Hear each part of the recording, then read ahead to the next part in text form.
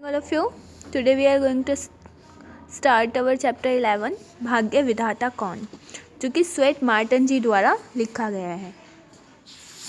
हमने इसमें यहाँ तक कर लिया था, अब हम आगे करेंगे। एक प्रश्न आप स्वयं से करें, आपका भाग्य विधाता कौन है।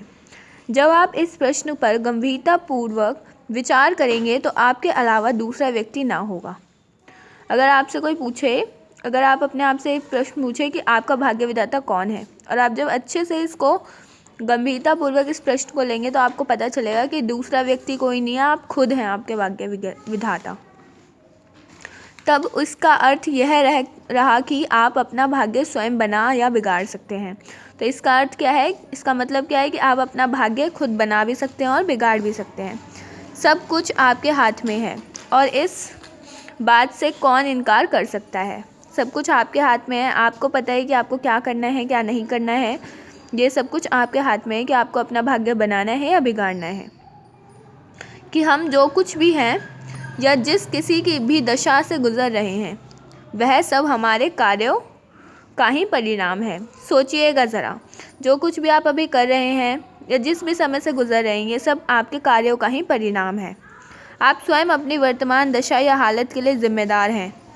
इसका दोष, यश, श्रेय ईश्वर अथवा भाग्य पर रखकर आप अपनी कमज़ोरियाँ छिपाते हैं, स्वयं को ही धोखा देते हैं। इस बात को आप मानेंगे तब ईश्वर क्या है। एक बार यही प्रश्न एक व्यक्ति ने बर्ट्रैंड रसेल से पूछा था। तो देखिए, इसमें ये बताया गया है कि आपका जो भाग्य, आप जो आज जिस स्थिति में हैं, वो किसकी वजह से हैं, आप अपने पिछले कार्यों की वजह से हैं। ठीक है, तो अगर आप मान लो कि स्टूडेंट लाइफ में आप अच्छे से पढ़ाई नहीं करते हैं, तो क्या 10 सालों बाद आप बहुत लग्जरियस लाइफ जी पाएंगे? क्या आप बहुत अच्छे से रह पाएंगे? नहीं रह पाएंगे, क्योंकि आपको क्या करना होगा, इस समय अच्छे से पढ़ना होगा, तभी तो आप आगे जाके कुछ बेटर कर पाएंगे अपने फ्यूचर के लिए। और अगर 10 साल बाद आप अभी कुछ अच्छे से ढंग से नहीं करते हैं, नहीं मेहनत कर रहे हैं पढ़ाई पर, 10 साल बाद आप जिस भी स्थिति में होंगे उसके ज़िम्मेदार आप खुद होंगे, ना कि आपका भाग्य। और अगर आप भाग्य बोलते हैं तो इसका मतलब है आप खुद को धोखा दे रहे हैं। इस बात को आपको मानना ही होगा। और तब ईश्वर क्या है। और देखिए, एक बार यही प्रश्न एक बार किससे पूछा गया, बर्ट्रैंड रसेल जी से पूछा गया।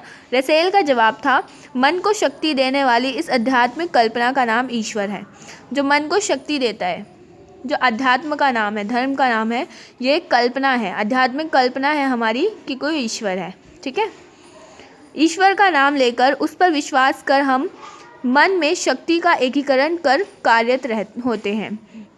ईश्वर का नाम लेकर ये ज़रूर होता है कि हमारे मन में विश्वास है कि ईश्वर है, इसलिए हम ईश्वर का नाम लेकर हमारी सारी शक्तियाँ एक जगह इकट्ठी हो जाती हैं और फिर हम कार्य ढंग से कर पाते हैं। हमारा विश्वास मजबूत होता है कि हमारे साथ ईश्वर हैं, हम इस कार्य में सफल होंगे। आत्मविश्वास को दृढ़ बनाने के लिए ईश्वर का अस्तित्व बनाया गया है। इसके साथ साथ ईश्वर की कल्पना मनुष्य को भयभीत भी करती है।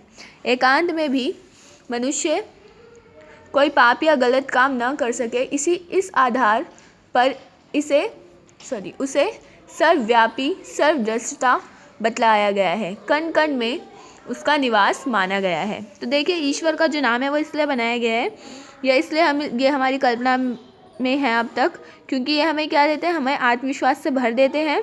हम अपने दृढ़ संकल्प बनाए रखते हैं इन पर विश्वास करके, ईश्वर शब्द पे।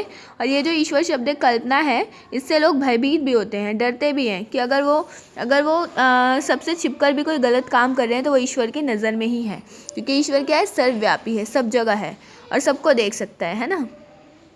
और वो कण कण में उसका निवास है, ये माना गया है। इसलिए मनुष्य नितांत अकेला है।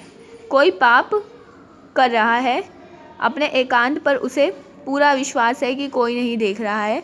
ठीक उसी मौके के लिए ईश्वर का अस्तित्व बनाया गया है कि सावधान, वह देख रहा होगा, यह सर्वव्यापी है, तुम्हारे इस पाप को देख रहा है।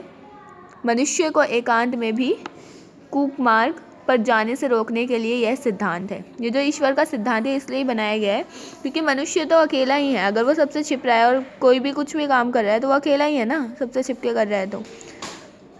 बट ईश्वर का नाम बनाने से ये हुआ है कि सब लोग ये मानते हैं कि सब जगह ईश्वर मौजूद है, उसका अस्तित्व है। इसी वजह से क्या हुआ है, कि लोग ऐसे जगह भी जहाँ पर कोई नहीं है वहाँ भी कुकर्म करने से डरते हैं, गलत रास्ते पे जाने से डरते हैं। ठीक है, आगे हम नेक्स्ट क्लास में करेंगे। Thank you all of you for listening me. Video को लाइक, सब्सक्राइब और शेयर करना ना भूलें।